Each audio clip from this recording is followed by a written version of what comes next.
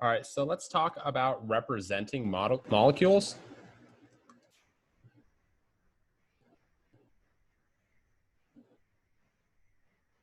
And the different ways that we can do this. So we can have a molecular formula. Let's say C5H12. And as we've previously discussed, this isn't really good enough because it's not explicit enough.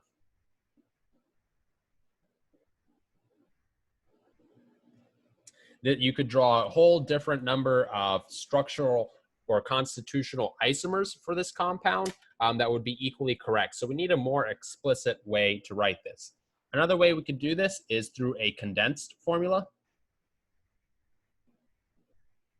Right, be a little bit more explicit, something like CH3, CH2, CH, and then CH3 with two of these. And so this is better in that it's more explicit, but it still doesn't show some bonding very well, and there's still some ambiguity there.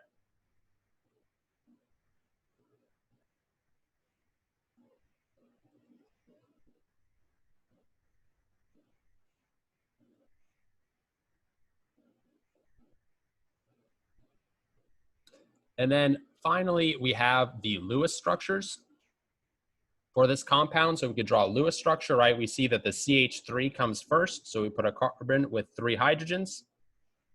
After that, we have a CH2, so a carbon with 2 hydrogens. After that, we have a CH, so a carbon with just 1 hydrogen. And then we see that we have 2 CH3 groups, right? So we have 2 carbons that are attached to this carbon that have 3 hydrogens in and of themselves. And so this works pretty well for small molecules.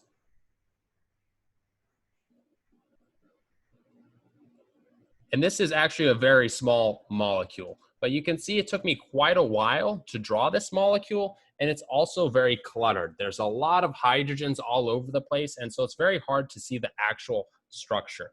Let's take a look at a little bit more complex molecule. So this molecule that I just kind of pasted into here, this is the Ambien, the drug that you take if you can't sleep well, right? And you can see how much more complicated this is, right? Imagine if I made you draw this, right? First of all, it's a pain to draw.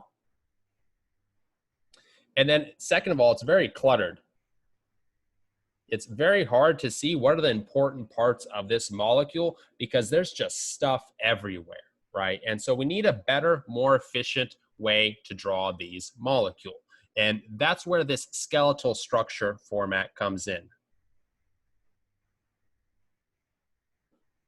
And so this molecule up top here, we can draw this same molecule like this, right? Look at that. That took me less than 2 seconds to draw.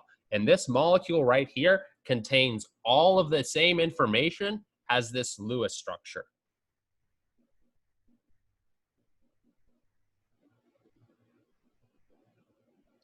Right, so both of these contain the exact same amount of information.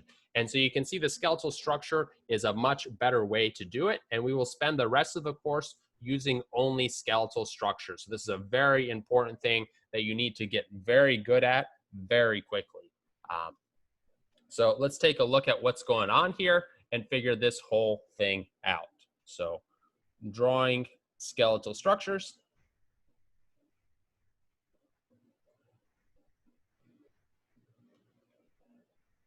The first thing that you'll notice is that carbons aren't explicitly written.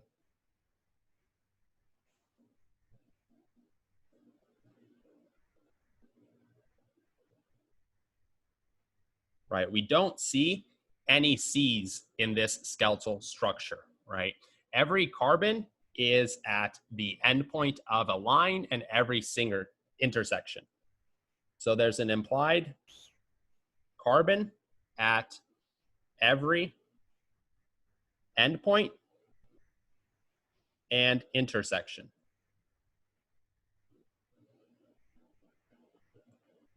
So for example, if we had a CH3 combined with a CH2, and then a CH3, we would simply draw this as this right here, right? We have 1, 2, 3 carbons here. We have 1, 2, 3 carbons there. You can see how much quicker the picture on the right was to show. Another thing is that the hydrogens on carbon are omitted.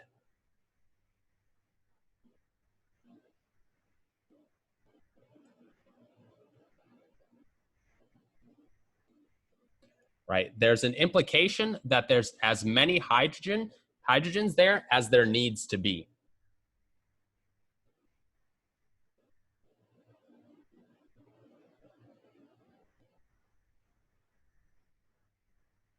For the structure to be correct. Hydrogens on other atoms other than carbon are still shown.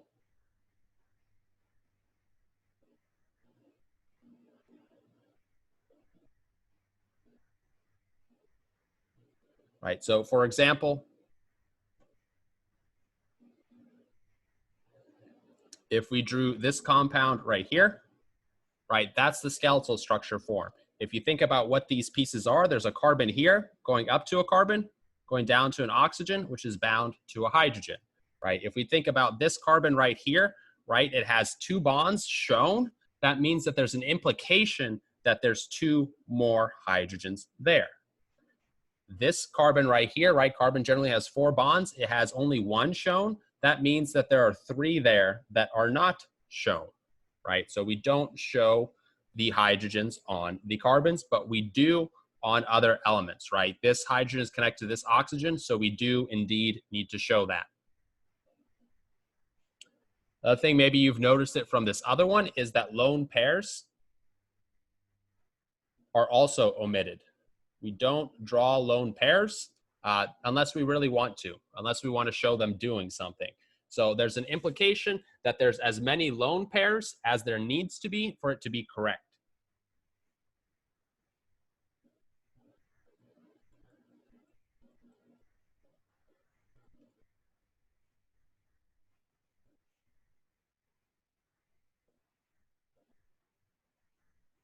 Right, so in this drawing of ethanol that we have up here, right, we didn't draw any lone pairs on oxygens, but if you think about the formal charge, the only way this oxygen is neutral is if there's 2 lone pairs there.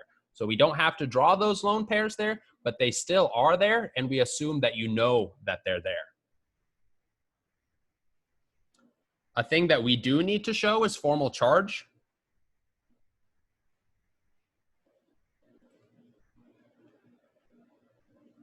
So for example, in this molecule, this oxygen is positively charged, and so we do need to show that. But we don't have to show the lone pairs. If you think about how many more lone pairs or how many electrons this oxygen needs to have a positive charge, you'd come up that it needs 1 lone pair. But we don't have to show that. Same thing over here. Now we've got a negative charge on this oxygen. We don't have to draw the lone pairs, but we just assume that they're there. In order for this oxygen to be negative, it has to have 3 lone pairs or 6 electrons. And then finally, you need to draw with approximately correct angles. Right? Think about the hybridization of things, right? sp3, that hybridization is 109.5 degrees. And so when you draw your carbons, they need to be approximately 109.5 degrees, right? Obviously, it doesn't have to be exact, but you can just do these little zigzag lines. That's the most common way you'll see, right? And then if you're thinking about what that's showing, it has 1, 2, 3, 4, 5 carbons, and then all of the hydrogens are implied, right? These are all sp3 carbons, so they're all tetrahedral. Right? And you see how much longer it's taking me to draw this structure. Even if I wasn't drawing the wedges and the dashes, it'd still take me significantly longer. And the picture looks much more cluttered, right? The picture on the right looks way more complicated than the skeletal structure on the left, but they convey the same amount of information if you're talking to an informed audience, which is what you guys are becoming. Think about sp2 hybridization. That's approximately 120 degrees. That's also not bad. right? So you just need to draw something like that, where this right here is approximately 120 degrees. And then if you think about the Lewis structure there, this carbon right here is sp2 hybridized, right? There's actually 2 lone pairs on both of these oxygens. These 2 other carbons have hydrogens on them.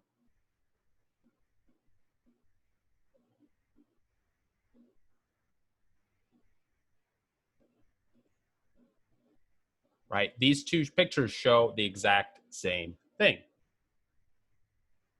And then finally, this is the one that trips most. Sorry, one more thing before that. Be careful when you're drawing sp2 hybridized compounds. Remember that the double bonds cannot rotate. So if you draw something that looks like this, right, this double bond can't rotate. And so if you're thinking about the Lewis structure, we can see that these CH3 groups are on opposite sides of one another, right? This and this are on opposite sides of one another. Whereas if you were to draw a similar compound, right, something like this, these are not the same things. This double bond cannot rotate, right? In this case, these CH3 groups are both on the top, right? So they are indeed not the same molecule. So that's something that you have to be careful about when drawing double bonds. You need to see, are the things on the ends of the double bonds on the same side or different sides? And we'll touch on that later on in greater detail. And then finally, we have sp hybridization. This one's probably the one that trips students up the most. So we have 180 degrees, right? So if I were to draw this compound right here, this is actually 1, 2, 3, 4 carbons long, right? If you draw this, the Lewis structure, what you would draw is something like this, right? Where you have 1, 2, 3, 4 carbons long, right? It's that we have that 180 degree bend. You cannot draw it like this. This is not correct, right? That does not show the 180 degree angle. Another thing to keep in mind is that single bonds can rotate.